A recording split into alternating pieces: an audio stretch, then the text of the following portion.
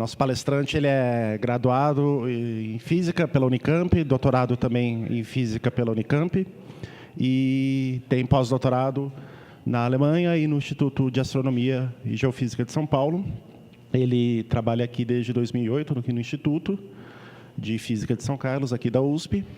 E a atuação principal dele é na área de raios cósmicos. Aí já tem colaboração com o Observatório Pierre Auger e coordena aqui no Brasil um grupo de pesquisas do Cherenkov Telescope Array, que é um dos maiores empreendimentos aí de astronomia que está sendo realizado. Então, vou passar a palavra ao Luiz Vitor, que vai falar sobre raios cósmicos invadindo a sala de aula. Cuidado. Bom dia a todos. Obrigado, Gustavo, pela apresentação e vocês por estarem aqui hoje. Ter essa oportunidade de falar um pouquinho para vocês da pesquisa que a gente faz, em especial com um enfoque didático que pode ser usado no ensino médio, nas aulas de física da escola. Eu vou, ao longo desse seminário, então esses são os objetivos dessa nossa conversa aqui, são dois. Primeiro, passar um pouquinho da ciência que a gente faz aqui e da pesquisa que vem sendo desenvolvida em raios cósmicos. Mas eu vou fazer isso numa linguagem juvenil ou quase infantil, às vezes, para que não fique com vocês o ônus de adaptar ou melhorar a minha linguagem de cientista para usar em sala de aula. Então, na medida do possível, eu fiz um seminário já tentando explorar a facilidade de conexão com o aluno, alunos até de baixa idade, como vocês vão ver em algum desses slides que eu vou mostrar aqui. E, por último, eu vou explorar uma atividade que a gente propôs de adaptar dados do Observatório Pierre Auger para ser usado em sala de aula. Tudo dentro dessa linguagem já melhorada para se comunicar com os jovens. Então, começando já, se tem o Joãozinho que está dormindo lá na sala de aula e algum coleguinha dele, malandro, vai jogar alguma coisa em cima dele, o que é importante para o Joãozinho saber? O que ele tem que estar preocupado a respeito dessa situação? Pensem vocês, espero que ninguém durma aqui até o final do seminário, mas pensem vocês dormindo na sala de aula e alguma coisa vai te atingir. O que você quer saber? O que é importante para você? Bom, basicamente, 3 coisas. Eu quero saber primeiro o que é. O que é que alguém vai me jogar? É uma bolinha de papel pequena? É uma bolinha de papel maior? Ou é um pedaço de pedra? Essa é uma pergunta interessante para o Joãozinho responder, para saber se ele vai ter que acordar, segurar a pedra, ou se ele vai deixar bater o pedacinho de papel pequeno ou não. Que é a segunda coisa que é importante. Então, a primeira é o que vai ser jogado. A segunda é quem vai jogar. Certo? Se for o Super-Homem ou o He-Man, eu preciso me preocupar muito. Se for um cara fraquinho, eu preciso me preocupar pouco com aquilo que vai me atingir. Então, a segunda pergunta relevante é quem vai jogar. E a terceira coisa relevante, que está relacionada com a segunda, é a velocidade que isso vai vir. Se vier com uma velocidade de tartaruga ou lesma, eu não me mexo, continuo dormindo. Agora, se vier com uma velocidade alta, eu preciso me preocupar, porque isso vai doer. Então, em princípio, são as 3 perguntas que, quando algo te atinge, você quer responder para tomar uma providência. Que é o que vai te atingir, quem que vai jogar e qual que é a velocidade dessa coisa que vai te atingir. Os físicos costumam trocar a palavra velocidade por energia. E aí, tudo bem. Ao invés de falar que qual velocidade a coisa vem, a gente vai falar de qual energia que essa coisa vem. Essas são as 3 perguntas que a pesquisa em raios cósmicos, ou outro nome muito comum usado para denominar a área é astrofísica de partículas, quer responder. Porque a Terra é bombardeado constantemente numa alta taxa por coisas que vêm de fora. Então, igual o menino dormindo na sala de aula, a gente tem um conjunto de coisinhas, que eu já vou definir melhor o que é, que atinge a Terra num fluxo muito alto. E a gente quer responder essas 3 perguntas. O que é que está chegando aqui? Quem que está jogando? Quais são os objetos que estão no universo gerando essas coisas? E qual que é a energia que elas chegam aqui? É uma curiosidade tão infantil quanto essa. Tá? Revestida de um vocabulário ultra sofisticado, de técnicas super modernas, mas o questionamento é tão infantil quanto esses slides mostram aqui. Chega algo na Terra e a gente quer entender. Para entender, eu tenho que saber o que está chegando, quem que está jogando e qual que é a energia essa coisa que está chegando aqui. Então, aqui tem só um conjunto de slides agora para criar algumas relações que a gente vai usar ao longo dessa conversa. A gente tem que entender que tem uma escala muito grande de tamanhos que essa ciência acontece, porque ela conecta os tamanhos macros, os tamanhos de galáxias e os tamanhos mínimos de partículas de aceleradores. Então, essa é uma área de pesquisa onde as informações que a gente tem consegue varrer todo esse intervalo. A gente consegue estudar estruturas macroscópicas de tamanhos medidos em unidades astronômicas, né, em parsecs, etc., anos-luz. E, ao mesmo tempo, a gente consegue ter informação dos constituintes fundamentais da matéria, que são as partículas que estão aqui embaixo. Então, é importante relembrar e explorar essa escala de tamanhos que a gente vai ver nesse seminário.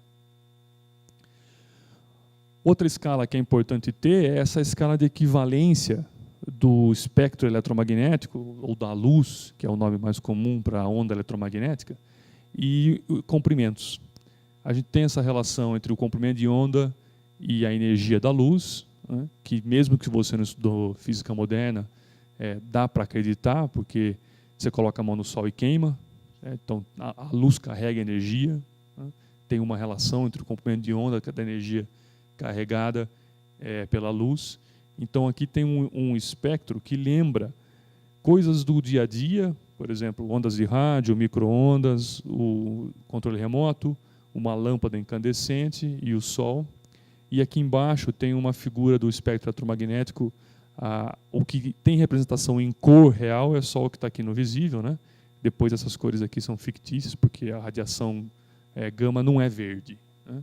Mas ela tem sim um comprimento de onda menor do que a radiação de ondas de rádio. Tá?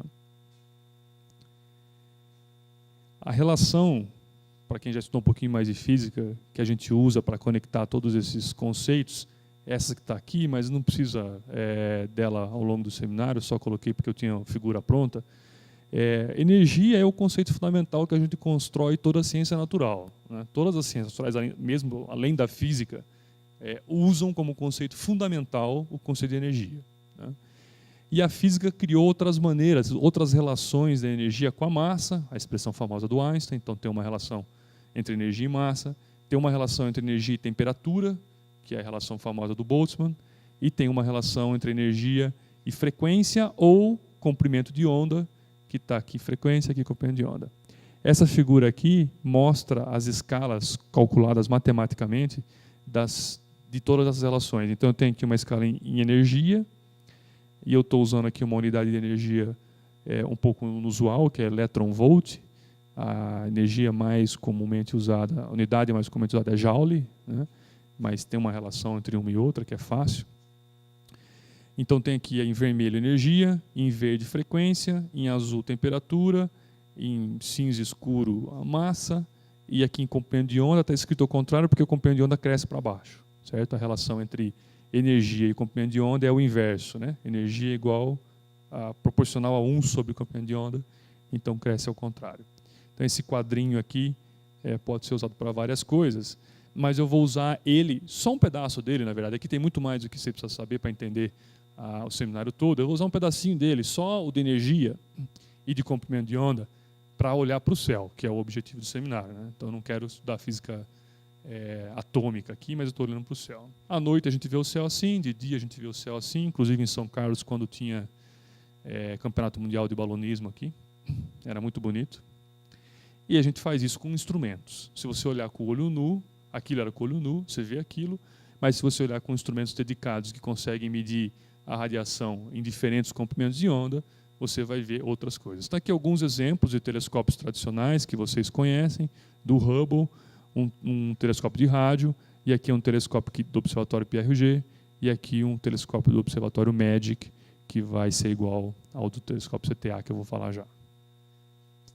Então, olhando para essa tabelinha de energia, comprimento de onda, etc., está aqui a relação entre Joule e electron-volt, né, em energia, só para vocês terem uma ideia de qual é essa relação. Eu vou começar a olhar para faixas dessa tabelinha. Então, eu mostrei aqui agora em em amarelo, a região de energia que o universo manda coisas para a gente. Então, aquela monte de coisinha chegando lá, aqueles quadradinhos chegando, eles chegam com essa faixa de energia, que é bastante ampla, não é muito pequena não, que pode ser dividida em duas, né? Essas duas faixas, de maneira bastante didática, a gente pode chamar de partícula, essa aqui de cima, e de radiação, essa aqui de baixo. Radiação e partícula são duas coisas que historicamente na física foram desenvolvidas independentemente, os conceitos de radiação e de partícula. Mas com a física moderna elas foram unificadas, né? É um contínuo entre radiação e partícula. A dualidade onda-partícula unifica essa relação entre partícula e onda. Mas didaticamente a gente continua chamando essa parte aqui de radiação e essa parte aqui de partícula. Só para quem já estudou um pouquinho mais, a energia que eu estou dividindo aqui partícula é a massa de repouso do elétron, que é a partícula mais leve. A partícula mais leve tem meio MeV de massa de repouso, que é o elétron. Então, qualquer coisa que tem mais do que a massa do elétron, em princípio, pode criar uma partícula, que é a partícula mais leve, que é o elétron. O que a gente olha, que a gente veria se olhasse para o céu e o nosso olho enxergasse em rádio? Seria esse mapa aqui. Rádio está aqui nessa escala de energia e comprimento de onda, mostrado em preto aqui pela linha tracejada. E esse aqui é o céu visto por um observatório que mede comprimentos de ondas em rádio. O que eu vou fazer nos próximos slides agora é passear nessa escala e mostrar para vocês como que o céu se parece ao longo dessa escala como um todo. Então, isso é rádio. Aqui é outro comprimento de onda de rádio, integrando no céu todo, como o universo se parece. Aqui é micro-ondas, o famoso radiação de fundo, de corpo negro, de micro-ondas que o universo tem, que é uma relíquia do Big Bang, um assunto muito tratado em divulgação científica. Esse é o mapa do céu bastante uniforme, sem estrutura nenhuma. Vocês veem que esse aqui tem estrutura, esse aqui não tem estrutura, é a coisa mais uniforme que o universo conseguiu fazer. Infravermelho, então estou passeando aqui. Visível, isso é óbvio se o seu olho fosse muito sensível e conseguisse olhar o céu todo ao mesmo tempo. Ultravioleta, raio-x, raios gama, um tipo de raios gama de baixa energia, e aqui agora raios gama de bem alta energia. Aí a coisa já fica pontual, tem só algumas, a gente vai de um mapa contínuo de raios gama de baixa energia para um mapa pontual, que algumas poucas fontes no universo conseguem gerar energia tão grande assim. E a gente continua subindo. Agora aqui não tem nome de radiação mais, porque a gente passou para aquela parte das partículas em energia já. A gente pulou aqui, ó, para a parte de partícula no eixo. Mas esse mapa foi feito por um observatório no hemisfério norte, por isso tem só a parte de cima, não tem a parte de baixo do mapa. Essa representação aqui está mostrando só a parte de cima. Essas são as partículas que chegaram nesse observatório com energia acima de 10 a 15 eletronvolt. Esse é um observatório que fica no Japão, olhou para o centro galáctico e para a direção oposta ao centro galáctico. Essa aqui é um mapa das partículas que chegaram nele com energia acima de 10 a 18 eletronvolt. É muita energia já. Esse aqui é o mapa de mais alta energia que a gente consegue fazer no universo, por um observatório que está no hemisfério sul. Então essa representação exclui essa parte aqui, que é o hemisfério norte, e mantém só essa aqui. Que são bem poucas partículas, são bem poucos objetos que podem emitir, mas é um mapa do universo com energia acima de 10 a 18, 10 a 19 eletronvolt. Então, eu repito aquelas perguntas para esses mapas. De tudo isso que eu mostrei para vocês, o que é? Não é um pontinho preto no mapa que me diz o que é. O que é? É luz? É luz de que energia? É partícula? Que tipo de partícula? É um próton? É um neutrino? É um muon? Vou falar um pouquinho mais sobre isso depois. Mas que tipo de partícula que chega? Quem que está jogando? E qual é a energia que está chegando? Então, voltando para aquela nossa divisão, aqui, ó, uma divisão aqui agora do eixo de energia, eu vou repetir essa pergunta para duas faixas de energia.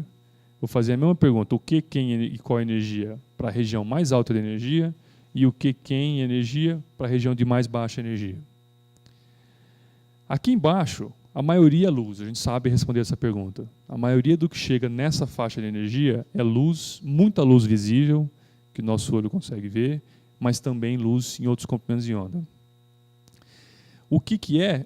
Então, pergunta o que é fácil. Quem que joga, a maior parte é a estrela normal. O Sol, que está muito perto, contribui muito, porque nós estamos muito perto, mas todas as outras estrelas contribuem bastante também. E qual que é a energia? A energia está escrito na escala aqui. Eu consigo medir a energia por um jeito muito trivial de medir a energia. Basicamente, você vai colocando o alvo na frente e vê o quanto que aquilo consegue atravessar. Se a energia do negócio for baixa, aqui em cima, ó, ela para atravessando pouca matéria. Se a energia for mais alta, ela atravessa pouca matéria e para numa chapa de alumínio. Se a energia for um pouquinho mais alta, ela atravessa sua mão, atravessa o alumínio, mas para no aço. Aço. Chumbo. Obrigado. Se for mais alta a energia, ela atravessa tudo e vai parar só numa parede de concreto. Então a gente monta experimentos que basicamente faz isso. Deixa a coisa atravessar e se mede o quanto ela consegue atravessar. O nome mais bonito para isso não é o quanto que ela consegue atravessar, mas o quanto de energia que ela deposita no seu detector. Né? E aí, você medindo a energia que ela deposita, você mede a energia dela. Mas é tão simples quanto aquilo. Então a gente consegue medir. A gente consegue, então, responder essas três coisas muito bem respondidas para essa faixa de energia aqui que eu coloquei em verde, para a faixa de mais baixa energia. A gente tem respostas e consegue estudar. Agora, quando você vai para essa faixa aqui de mais alta energia, para cima de 10 a 11 eletronvolts nessa unidade de medida, você já não consegue responder mais nada disso. Você não sabe nem direito o que é, nem direito quem que é que está jogando isso. Você só consegue medir, com algum erro, a energia dessas partículas. Mas as duas primeiras perguntas, você não sabe responder. Isso deveria e é um assombro para a nossa ciência atual. Você ter coisas que têm energia desse tamanho, 10 a 18, 10 a 19 eletronvolts, para vocês terem uma ideia, é a energia de uma bola de tênis concentrada em um próton. A gente tem energias macroscópicas em coisas microscópicas. Chegando na Terra e dando uma tijolada na nossa cabeça, e você não tem a menor ideia de onde isso vem, né? É sem dúvida um enigma para ser resolvido. Né? Não só da onde vem, a gente sabe responder, a gente sabe medir a energia, mas a gente não sabe dizer como essa energia é gerada. Se você quisesse fazer uma máquina para gerar aquela energia, então vamos construir um LHC, já ouviram falar do LHC? Vamos construir um LHC para acelerar um próton a 10 a 20 eletronvolts, que a gente sabe que chega a um próton a 10 a 20 eletronvolts aqui na Terra. O raio desse negócio tinha que ser o raio, a distância Terra-Sol. A sua máquina LHC, que está lá na Suíça, na divisa entre a Suíça e a França, teria que ter de raio a distância Terra-Sol. Obviamente, isso quer dizer o seguinte, a sua tecnologia, a nossa tecnologia, não sabe construir uma máquina para acelerar próton a 10 a 20 eletronvolts. Mas a natureza sabe. A natureza tem um mecanismo que faz isso. Em objetos extremos, em objetos do universo não comuns. Não tem a todo momento, mas sabe. A natureza encontrou um mecanismo de fazer isso. E a gente não. A gente não encontrou um mecanismo para acelerar prótons de 10 a 20 eletronvolts. Então faz sentido estudá-los, porque a gente quer entender como é que esse mecanismo funciona. Nós fazemos isso através de 2 observatórios. Quando eu digo nós aqui, sou eu, Gustavo e vários outros pesquisadores do Brasil, outros pesquisadores aqui do IFISC, do Instituto de Física de São Carlos, da USP de São Paulo, da Unicamp, do CBPF, da UFABC, da UFRJ. Vários pesquisadores brasileiros participam de 2 grandes experimentos, que são o Observatório PRG e o Observatório Cherenkov Telescope Array, para tentar responder essas perguntas que eu coloquei aqui para vocês, as perguntas infantis que eu coloquei aqui para vocês. Eu vou mostrar um pouquinho de cada um deles, eu vou começar falando um pouco do CTA, porque ele ainda é uma proposta, ele ainda não existe concretamente. E vou terminar falando com o Observatório PRG, porque ele já existe. Esse filminho mostra um pouco o que vai ser o CTA. É uma colaboração que junta hoje da ordem de 30 países, 1.200 pesquisadores no mundo todo, um orçamento estimado de 200 milhões de euros. Vamos construir da ordem de 100 telescópios de 3 tamanhos diferentes. aqui em escala com o tamanho do carro, para vocês terem uma ideia do que vai ser esses telescópios. Vão ser instalados em 2 hemisférios, um sítio no hemisfério norte e outro sítio no hemisfério sul. No hemisfério sul vai ser no Chile, no hemisfério norte vai ser nas Ilhas Canárias, na Espanha. É assim que vai se parecer o CTA, então todos os telescópios vão estar instalados nesses 2 sítios e eles vão operar conjuntamente, em diferentes modos. Você pode apontar todos os telescópios para a mesma direção, para estudar com muito detalhe uma única fonte, ou você pode colocar um olhando do ladinho do outro para fazer uma amostragem de uma região maior do céu. Eles vão estar demonstrados assim. Imagino que vai ser um cenário de cinema, você vê esses 100 telescópios se mexendo junto para seguir uma fonte. Nunca se instalou tantos telescópios no mesmo lugar para você ter esse cenário visual. E cada telescópio enxerga flashes de luz no céu, na verdade na atmosfera, quando chegam essas partículas. Eu já vou falar um pouquinho sobre isso. E com a medida de vários desses flashes, você consegue construir um mapa da fonte que você quer estudar. Então você fica um tempão olhando para uma fonte e aí você constrói um mapa desse tipo através dos vários medidas que chegam daquela fonte. O Brasil, nós em particular, estamos construindo esse telescópio aqui, que é o telescópio de tamanho médio. Tudo que está em cinza aqui para cima foi projetado e construído aqui no Brasil. É uma empresa em São José dos Campos, em parceria com a gente aqui, projetou. Esse telescópio é protótipo, está instalado em Berlim, só para fazer teste. Ele não vai fazer medida nenhuma de física em Berlim, mas ele está lá sendo testado quanto à estrutura dele. Nos próximo ano agora, nós vamos construir aqui no Brasil pelo menos mais 2 estruturas dessa para equipar esses telescópios do CTA quando eles forem construídos. O CTA quer medir luz de alta energia, radiação gama. A gente espera que vai medir da ordem de 1000 fontes. Até hoje se conhece só 100. A expectativa é que o CTA vai ser tão melhor que os observatórios que existem hoje, que vai multiplicar por um fator 10 o número de fontes que a gente vai medir. E a gente quer explicar o mecanismo de geração de energia. Aqui estão algumas fotos bonitas de objetos já medidos com essa técnica. Como o CTA é uma promessa, eu vou falar só isso dele. É um projeto ainda em construção. Eu vou falar só isso dele e vou passar um pouquinho agora para o Observatório PRG, que é um observatório que está funcionando já faz bastante tempo. É o maior experimento já construído na face da Terra. Tinha projeto para fazer um no hemisfério norte e no hemisfério sul. Do hemisfério norte foi cancelado. Só no hemisfério sul, na Argentina, na província de Mendoza, na cidade de Malargüe. Está aqui o prédio de aquisição de dados e laboratório do experimento.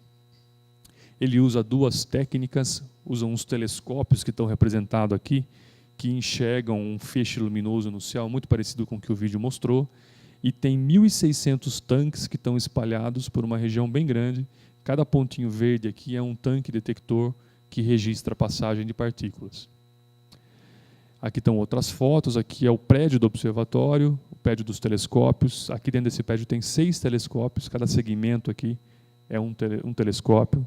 Esse é o telescópio lá dentro, tem 27 em operação e 1.600 tanques iguais a esse aqui. Esses tanques, quando passam partículas aqui dentro, ele emite um sinal.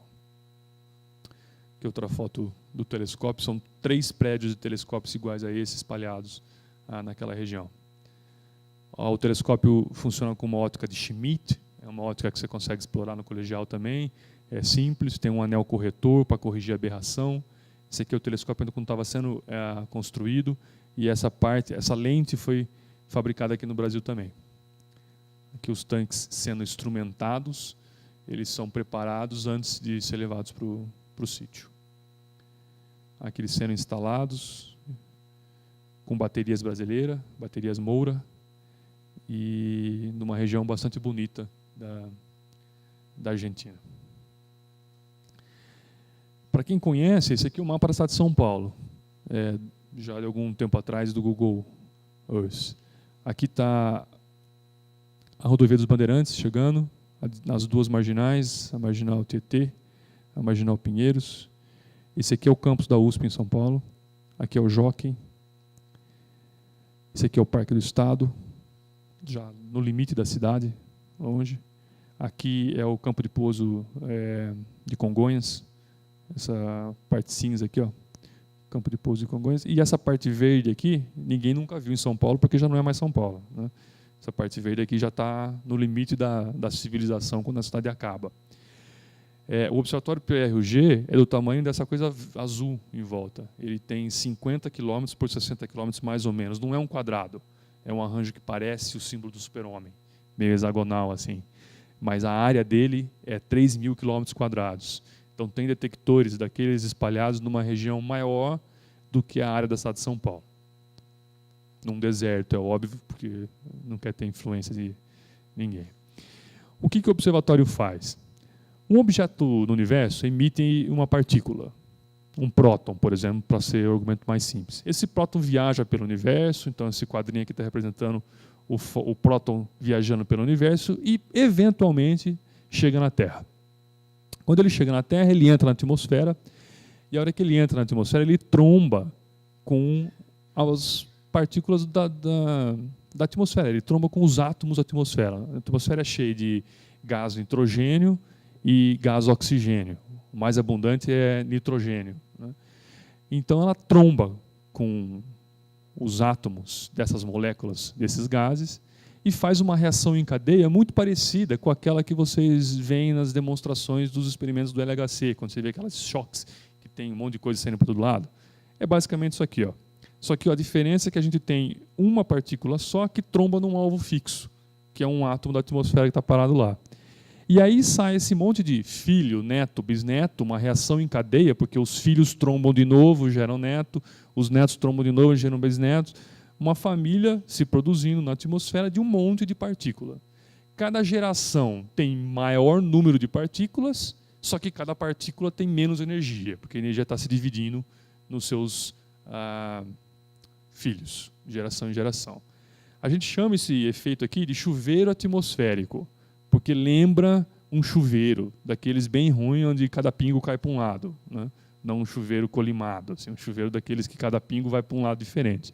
Mas lembra um chuveiro caindo na atmosfera. Isso aqui está nos bombardeando o tempo todo. Você não vê, mas está atravessando o tempo todo uma sequência de chuveiros desse numa taxa altíssima, muitos por segundo. Muitos milhares por segundo estão atravessando a gente aqui agora. Atravessa o prédio inteiro e atravessa a gente aqui, né? A energia é tanta que consegue atravessar. E em volta desse chuveiro tem um facho luminoso de luz de fluorescência, muito parecido com a luz de fluorescência dessa aqui. Passa uma corrente, o gás ioniza, emite luz de fluorescência. Não é assim que funciona essa lâmpada aqui? Na atmosfera é a mesma coisa. Passa a corrente, que são essas partículas, ioniza o nitrogênio fluoresce. Tá? E aí você vê um faixinho de luz em volta dele que os telescópios enxergam. É óbvio que é muito fraco, num comprimento de onda que nosso olho não vê, mas o telescópio específico pode enxergar, tá? E medir. Aqui eu vou ilustrar isso aqui porque eu vou usar depois. Então imagina que uma partícula está entrando aqui, estão vendo a partícula? Aí ela tromba e gera esse chuveiro. Essa é a ideia. Essas filas continuam se propagando, isso é uma simulação de computador, não é um evento real, mas essa é a ideia que eu vou explorar logo mais com vocês para adaptar para a sala de aula. Esse aqui é como se parece, isso aqui não é como se parece, isso é uma medida do Observatório PRG. Ela é bastante complicada. O tanque, são vários tanques que disparam, cada tanque tem um sinal desse tipo aqui assim, o telescópio tem vários pixels, cada pixel. Então, para explicar como é que a análise de dados do observatório é feita de uma maneira geral, não é simples, porque tem muito desenvolvimento de análise de dados, tecnologia, simulação, computação, que seria muito interessante para quem faz pesquisa em física. Aqui o nosso objetivo é outro.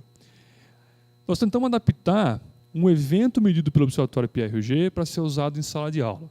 O observatório disponibiliza na página dele, www.ugobservatory.org, um conjunto de dados. 10% dos dados medidos estão disponíveis lá para divulgação, para ser usado em sala de aula, para o que você quiser. Nós pegamos um conjunto daqueles eventos disponíveis e a gente fez esse mapa aqui. O que é esse mapa? Isso aqui você pode fazer em casa. Esse mapa mostra a posição X e Y de cada tanque que teve um sinal. Então, chegou um chuveiro desse, lá em cima do observatório, se desenvolveu e disparou vários tanques. Tá? Acho que eu vou passar para outro slide aqui que mostra isso um pouco melhor. Aqui está a tabelinha que você pode abaixar na página do observatório. Então tem um conjunto de estações, 1, 2, 3, 10, a posição XY dela, o sinal numa unidade esquisita aqui, mas não importa muito a unidade, essa unidade não é uma unidade padrão na física, é uma unidade que a gente usa no observatório, mas dá a relação entre as estações e o tempo que cada estação disparou. Tá? Então, com essa tabelinha, você pode fazer esse gráfico. Você põe aqui a posição XY de cada estação e eu sofistiquei um pouquinho o gráfico. Eu coloquei aqui o tamanho da bolinha proporcional ao sinal daquela estação. Então, você calcula só o raio dela. Na verdade, o que eu fiz aqui foi que a área é proporcional ao sinal mais do que o raio. Você calcula a área proporcional àquele sinal. Se eu perguntar para vocês o seguinte, a primeira partícula que chegou na atmosfera, aquela que gerou esse chuveiro aqui, se ela não tivesse interagido, se ela tivesse continuado o caminho dela, aonde que ela ia cair nesse mapa? Alguém lá falou maior, alguém aqui falou centro de massa. As duas coisas não estão discordando uma da outra, né? Quem falou maior, eu acho que está pensando o seguinte, vai cair mais perto do maior, ou dentro do maior, talvez. Né? Mas o maior, ele carrega, onde tem mais sinal aqui, significa que carrega mais informação, carrega mais energia, certo?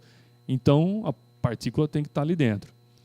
E aí ele sofisticou, ele falou, não é exatamente no maior, mas é no centro de massa. Eu tenho que considerar a posição e o sinal de cada uma dessas estações e calcular onde é que está o centro de massa. Quais são os dois conceitos fundamentais de física que vocês estão usando, quem falou e quem não falou, para responder essa pergunta? Conservação do momento linear e conservação da energia. São as únicas coisas que vocês estão usando, mais nada. Por quê? O problema é clássico. Uma bola de basquete está viajando e explode no meio do caminho em vários pedaços. Os vários pedaços vão se propagar, vão viajar na atmosfera para trajetórias diferentes. Mas como na explosão não tem força externa, o momento se conserva. Então a trajetória do centro de massa continua sendo a trajetória do pai, a trajetória da partícula inicial, que gerou.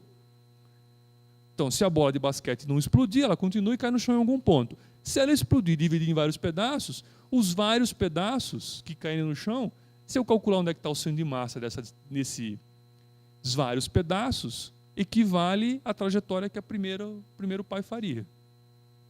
Certo? Então, aí é a conservação do momento linear.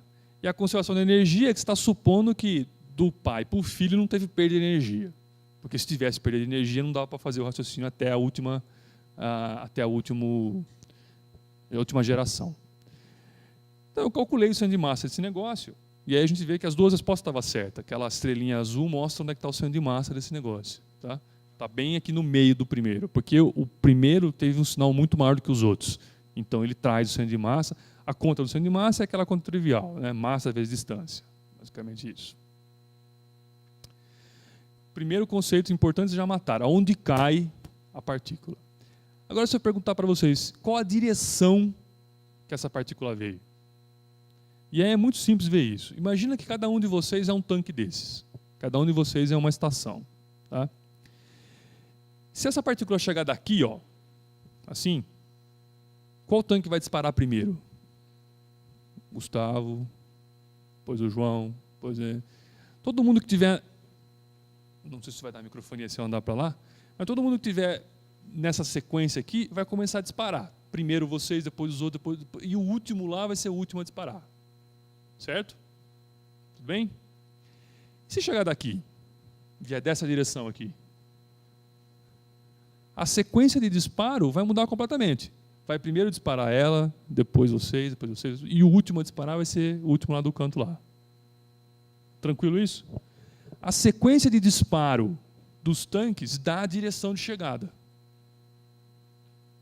Se chegar de trás da sala para cá vai disparar primeiro quem está lá no fundo e depois quem está aqui na frente.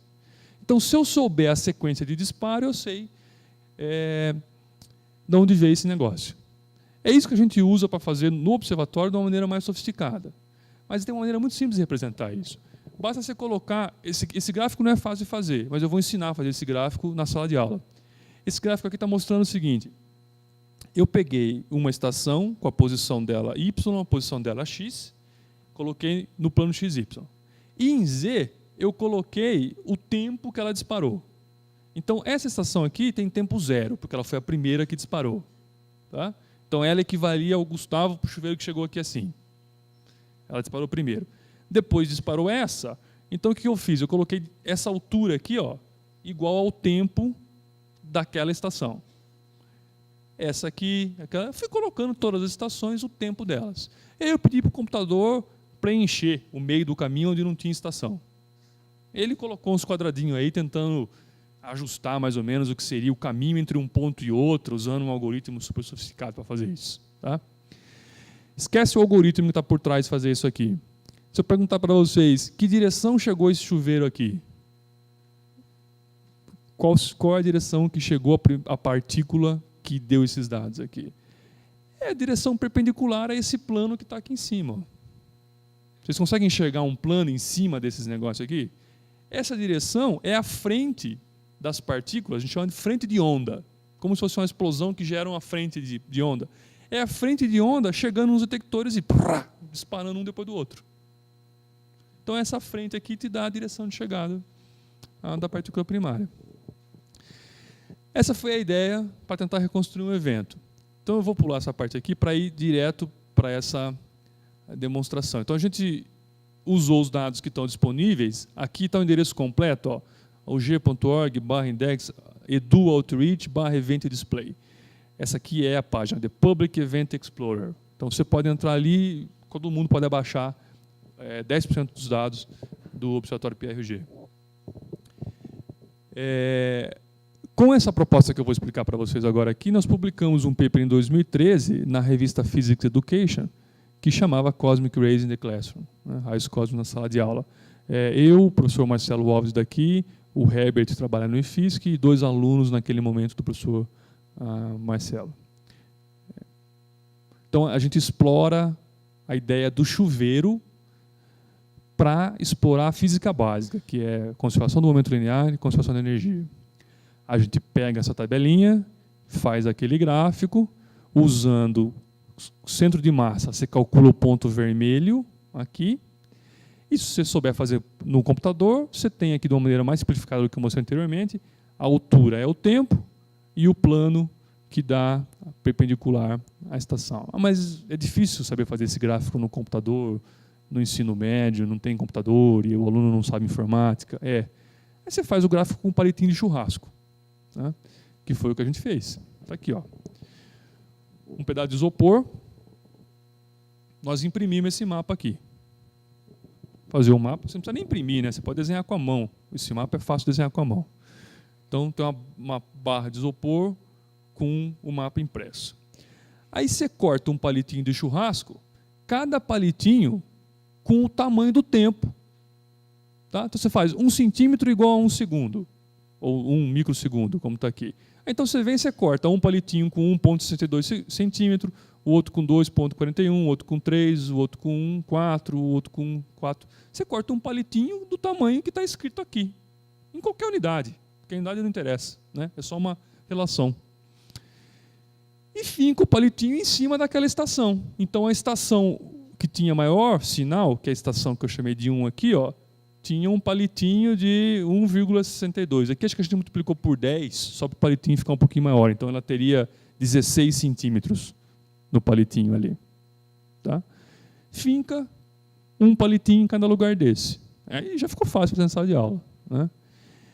E aqui a gente sofisticou bastante. Você pode colocar em cima desses palitinhos uma transparência, né? Você põe em cima desses palitinhos uma transparência, porque você consegue ver embaixo aí, um plástico. Vai. Da onde que chegou a partícula que foi medida pelo Observatório PRG e que gerou esses dados? Bom, eu pego um palito vermelho, ponho ele perpendicular ao plástico no ponto que eu calculei aqui, ó. Então eu enfinco ele naquele ponto que eu calculei, que é onde a trajetória da partícula teria incidido, e faço ele mais ou menos perpendicular ao plástico que eu coloquei em cima, que é o plano desenhado aqui, é o plástico ali. Pronto. Aquele evento chegou naquela direção vermelha que está mostrada ali.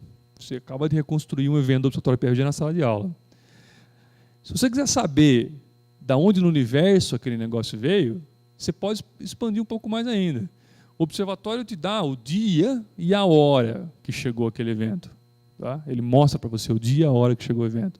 Se você for num site ou num software desses públicos, que você pode baixar de graça, um deles que a gente usa bastante chama Stellarium, você pode digitar o dia e a hora daquele evento e pedir para ele desenhar o céu para você.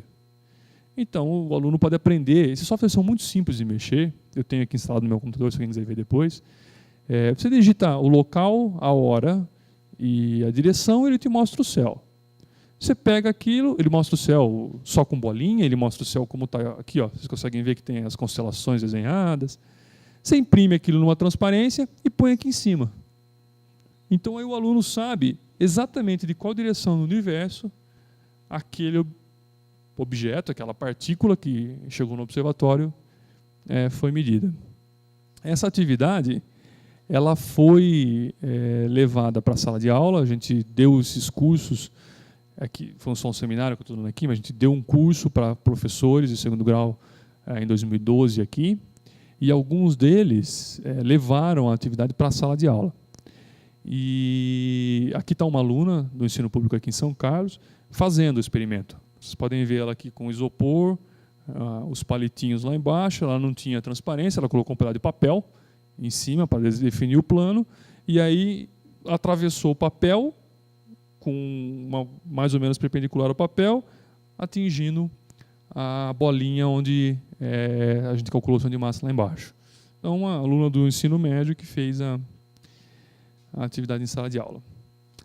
Bom, o que eu tinha para mostrar para vocês é isso, estou à disposição para perguntas, comentários, mas o comentário final é que a gente propõe uma atividade de usar a pesquisa de raios cósmicos que é feita nas universidades no Brasil para adaptar e estudar conceitos fundamentais de física no ensino médio. Ela tem como característica ser uma atividade mão na massa, ou seja, o aluno não fica assistindo uma aula expositiva do professor colocando na sala de aula, ele tem que fazer uma atividade. E ela tem várias possibilidades. Uma delas é juntar esse macro-micro, você pode falar de partículas e galáxias, que são coisas que, em geral, no ensino são vistas desconexas, né?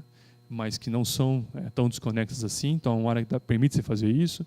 E vários outros detalhes que estão explorados no artigo e que eu não falei aqui, que tem a ver, inclusive, com noções gerais de orientação, né? Para orientar aquele mapa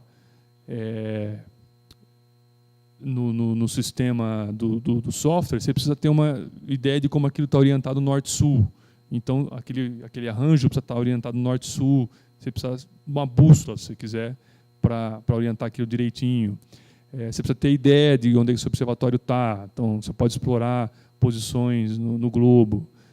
Tem uma série de outros conceitos mais básicos, de orientação geral, de geometria, né, que você, naquela relação do sinal com a área do círculo, que você pode explorar, você pode transformar uma atividade dessa numa atividade longa, né, ou se for focada em conservação do momento linear e da energia, mais curta, só fazendo a montagem do evento com um palitinho de churrasco.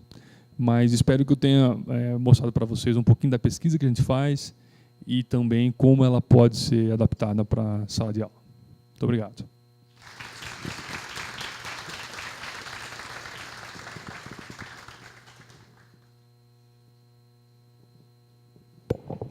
Perguntas? Uma aqui.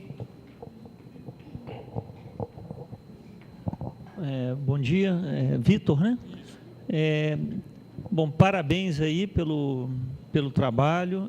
Hoje de manhã, a gente estava até conversando mais cedo, como que no Brasil nós somos carentes de pesquisadores na área de ciências duras, trabalhar com essa transposição para a educação, né? É raro isso, né? Bom, eu tenho duas colocações aqui. A primeira, quando você fala das partículas de alta energia, que a gente não sabe quem, esse quem significa, a gente não sabe qual estrutura que está emitindo isso, por exemplo, sei lá, uma supernova, uma estrela de nêutrons, ou a gente não sabe qual processo físico envolvido nisso, ou não sabe as duas coisas? Não sabe as duas coisas. Não sabe as duas coisas, tá. Existem candidatos plausíveis e candidatos que a gente sabe que não podem ser, candidatos excluídos. Por exemplo, esses de mais alta energia, essa 18, a gente sabe que não pode ser supernova, só para usar um exemplo que você deu. A supernova não tem energia suficiente para produzir uma partícula com essa energia. Mas existe um outro conjunto de objetos candidatos fora da nossa galáxia. Tipos de galáxias especiais, galáxias ativas, que têm um buraco supermassivo, radiogaláxias, são bons candidatos, mas não que a gente consegue identificar qual dessas tipos de galáxia ou estruturas que você falou é aquela que gera. Esse seria o primeiro passo na direção de entender qual é o mecanismo. Porque cada objeto desse tem um mecanismo diferente proposto, né? Então, o mecanismo que opera em galáxias ativas é diferente do mecanismo que opera em radiogaláxias. Não é o mesmo mecanismo candidato, suposto, né? Então, primeiro, uma coisa muito boa seria identificar qual é a classe de objetos, pelo menos, e aí, em seguida, a gente tem muito mais ferramenta para responder qual é o mecanismo que opera lá dentro. Existem candidatos propostos e existem modelos de aceleração propostos, modelos de ganho de energia proposto, mas a gente não consegue escolher entre eles. Tá. E só mais uma coisa, se for possível, eu vi lá que o artigo seu é da Physics Education, né? Isso. E existe um artigo em revistas em português ou ainda não? Desse artigo? Porque normalmente as revistas são pagas, os artigos e tudo, né? Esse artigo não tem traduzido, não. Tá. Mas... Bom, eu não sei se Physics Education é paga. É paga? Algumas são, outras são. Essa eu não tenho certeza se é paga ou não. De qualquer forma, quem quiser artigo é só me escrever que eu mando por e-mail. Eu pode pegar aqui agora, mas eu posso disponibilizar. Mais perguntas?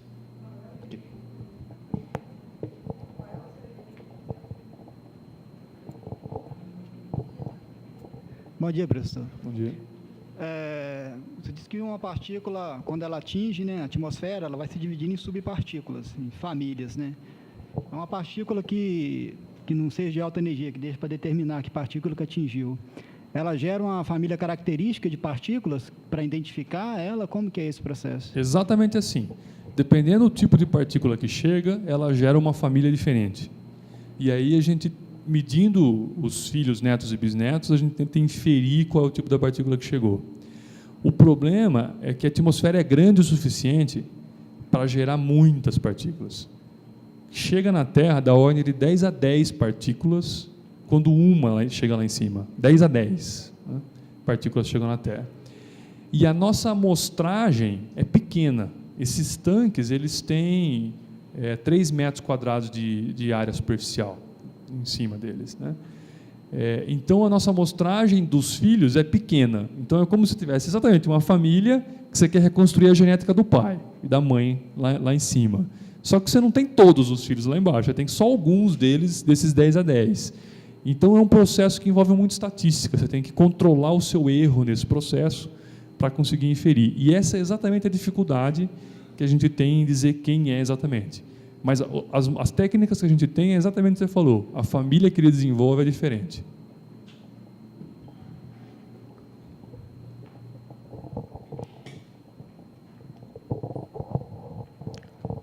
Professor Vitor, primeiro parabéns pela iniciativa, realmente assim, Eu trabalho com, né, gosto de trabalhar com física de partículas, cosmologia no ensino médio, e assim, a gente falta essas atividades assim, educacionais que aproximam o aluno, né, que não fica só teórico, né?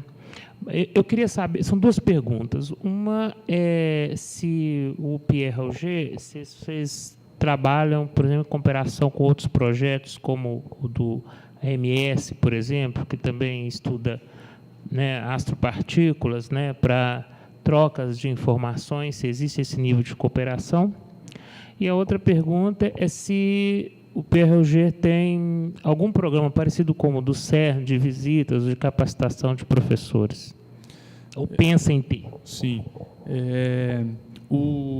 Existe colaboração do Pierre Auger com outros observatórios, com outros experimentos, de vários níveis, né? Tem umas bem institucionais, que o observatório assina um acordo com outro observatório. Por exemplo, nós acabamos de assinar um acordo agora com o LIGO, que mediu as ondas gravitacionais, porque nós vamos fazer a seguinte coisa agora. Toda vez que o LIGO detectar uma onda gravitacional, nós vamos receber o aviso imediatamente.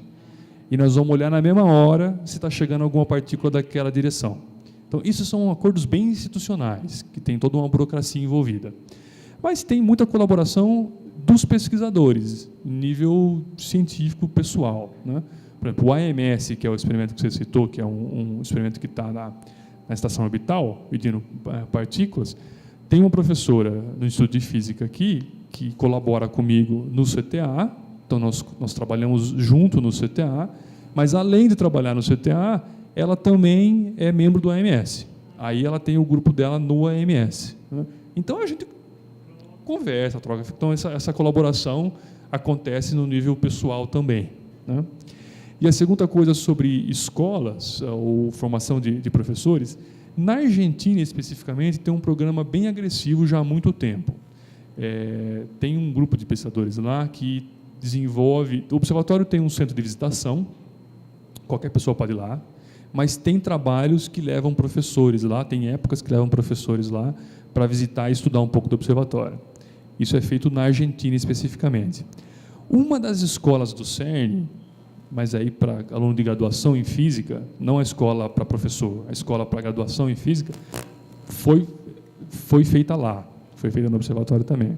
E a gente estava falando agora com um aluno, Ricardo, né, que acabou de começar o doutorado nessa área de divulgação de raios cósmicos, de adaptação para ensino, de astrofísica de partículas, da possibilidade de fazer alguma coisa nos moldes da escola do CERN para professores, de fazer no observatório. A possibilidade existe, a vontade existe, é sempre uma questão de arrumar recurso, mas seria uma excelente ideia se desse certo. E se acontecer... se acontecer especificamente para professores, obviamente todo mundo vai ser avisado. Mais perguntas?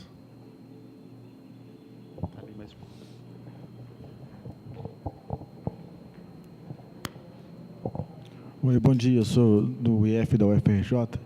Eu queria saber se essa alta energia com que eles chegam antes de fazer o chuveiro, se tem algum efeito próprio dela, assim, essa energia que é bem alta, essas energias mais altas, se tem, além delas se chocarem com outras partículas, se tem se tem algo detectável, observável para essa alta energia. Tem, poderia dizer que sim. Efeito de detecção, o mais direto que eu posso lembrar agora, é a radiação Cherenkov, né? A radiação Cherenkov é um feixe de luz que é produzido por partículas que têm carga e velocidade maior do que a da luz no meio.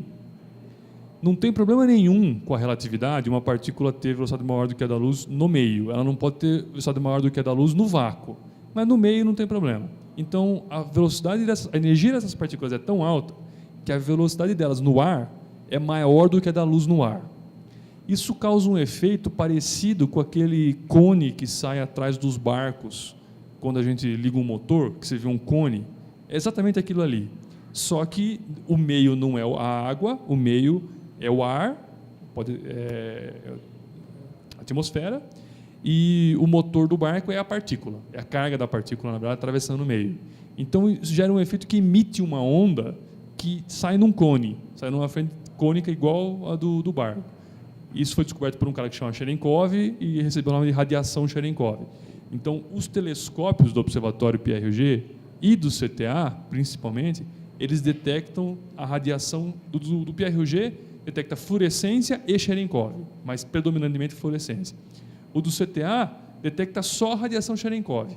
Ele pega só o Cherenkov, que é esse efeito que só acontece porque as partículas têm a velocidade muito alta. Não sei se você lembra que no filminho, muitos daqueles feixes, daqueles fachos que apareciam, era um anel, apareciam uns anéis assim, é porque é a projeção do cone no plano do telescópio. A projeção do cone no plano do telescópio é um anel, ou se estiver inclinado é uma elipse. Mas é por isso. Mais perguntas?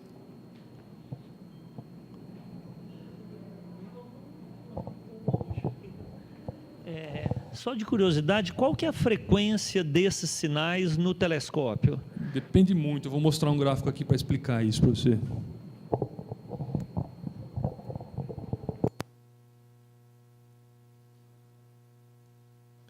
Um gráfico que eu pulei, porque eu achei que não tinha tempo. Esse gráfico aqui mostra o fluxo, que é o número de partículas por metro quadrado, por segundo, por área no céu, por energia. É o número de partículas que incide por metro quadrado, em função da energia. Por isso que eu falei que depende muito. Quando você aumenta a energia, o fluxo cai muito. Então, aqui em cima, ó, nós estamos falando em 10 a 11 eletronvolts, chega a uma partícula por metro quadrado por segundo. Então, se o seu detector tem 1 metro quadrado, o tamanho da mesa, você vai medir uma por segundo. Por isso que eu falei que no nosso corpo atravessa milhares por segundo, porque aqui é um lá em cima, é um monte aqui embaixo. Tá? Se você for para 10 a 15 eletronvolts, é uma por metro quadrado por ano. Então, cai muito rápido. Então, você precisa ter um detector que tem 1 metro quadrado para medir uma num ano. Os experimentos nessa área de energia têm alguns quilômetros quadrados para medir algumas centenas por ano.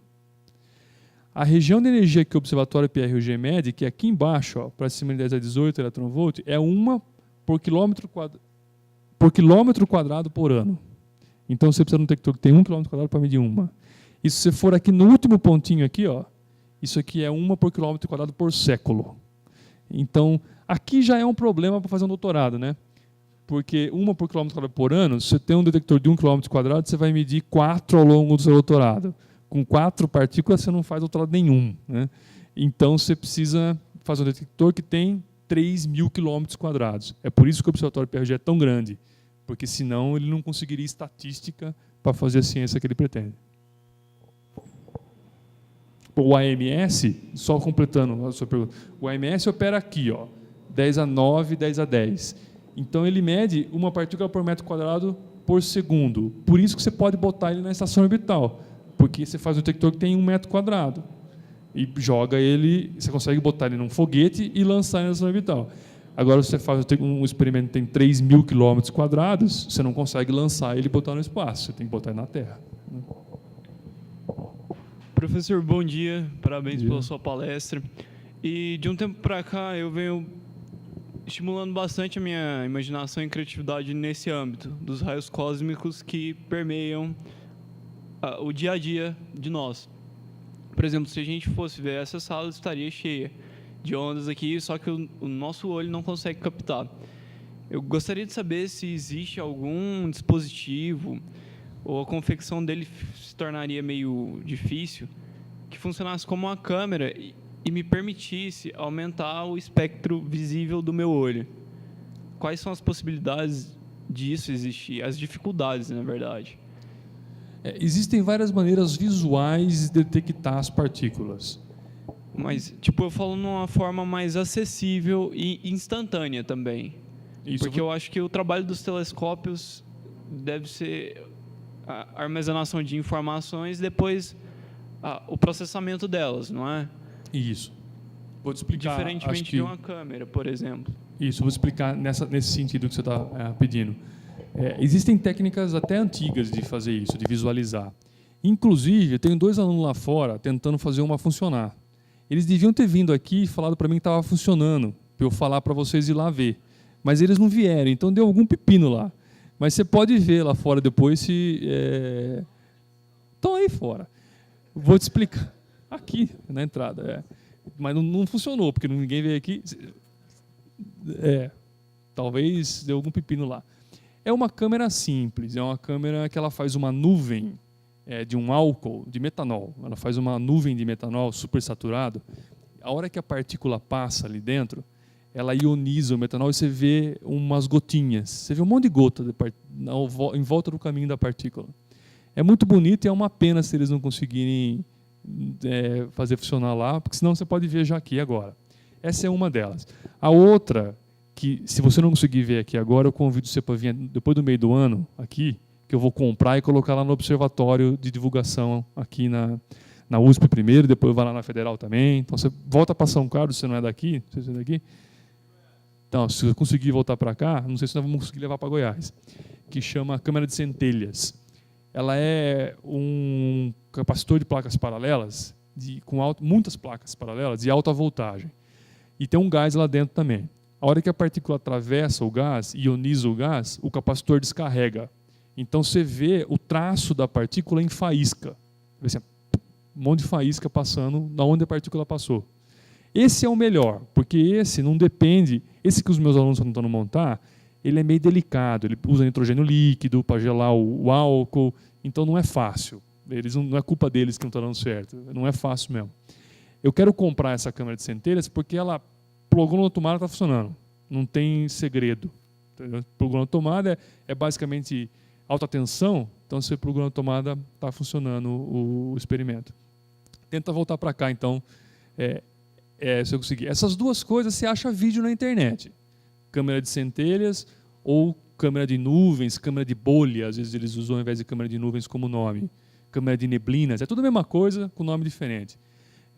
Mas vídeo na internet não é a mesma coisa de você ver funcionando na sua frente. Por isso que eu não mostrei o vídeo e queria que os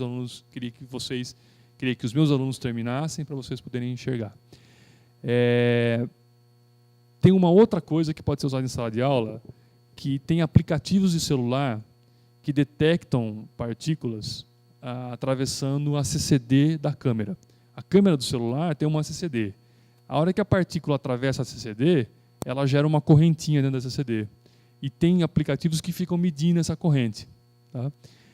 Eu testei vários e eles não são tão bons quanto eles prometem. Meus alunos instalaram um tempo aí, meus alunos fazem pós-graduação comigo, todo mundo ficava comparando o sinal de um celular com o outro celular, varia muito. Não dá para você fazer ciência com aquilo, mas para divulgar entre os alunos é interessante. Você pode instalar, ele conta, passaram tantas partículas dentro do seu celular agora, ele vai te mostrando um gráfico ali, não é tão visual, mas você pode explorar isso assim também.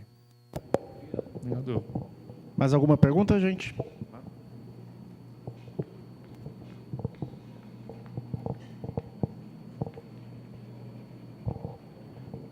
Qual o aplicativo que você acabou de comentar? Qual o nome deles? Eu não vou lembrar o nome.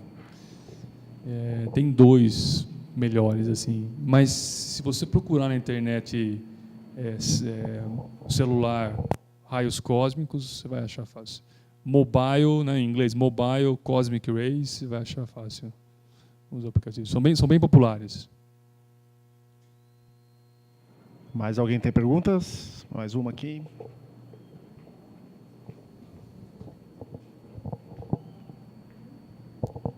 Bom, não tem uma pergunta, eu acho que é uma especulação e que envolve o pepino que está lá fora.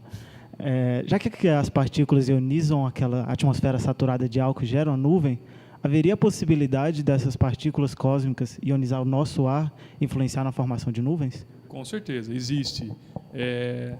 Existe vários estudos que sugerem que a formação de nuvens e a formação de relâmpago são induzidas por passagem de raios cósmicos. Que a formação de nuvem facilita e de relâmpago induz realmente, que é onde passa um chuveiro desse, que o caminho fica mais fácil para ter a descarga do relâmpago. Né?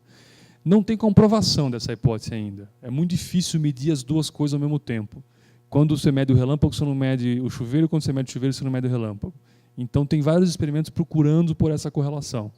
Mas se você procurar, tem alguns artigos na Nature, assim, nas revistas mais famosas, que propõem essa correlação entre uma coisa e outra. Um lugar que dizem que é fácil, eu nunca fiz essa medida, mas dizem que é fácil ver, é que se você fizer a conta de qual que é a tensão que você precisaria numa lâmpada fluorescente dessa, para fazer a corrente passar e ionizar, ela é muito maior do que, na verdade, você tem que passar para fazer gerar luz. Que isso só acontece porque os raios cósmicos estão ionizando o ar dentro do bulbo o tempo todo. Então já tem uma ionização acima da normal que ajuda a quebrar o dielétrico, que ajuda a passar a corrente mais fácil. Então, se você não levar em conta a ionização dos raios cósmicos, se só fizer na teoria, a tensão que você tem que aplicar é um pouquinho maior do que a tensão que você realmente tem que aplicar. Mais perguntas? Então, vamos agradecer novamente ao professor Luiz Vitor. Eu que agradeço.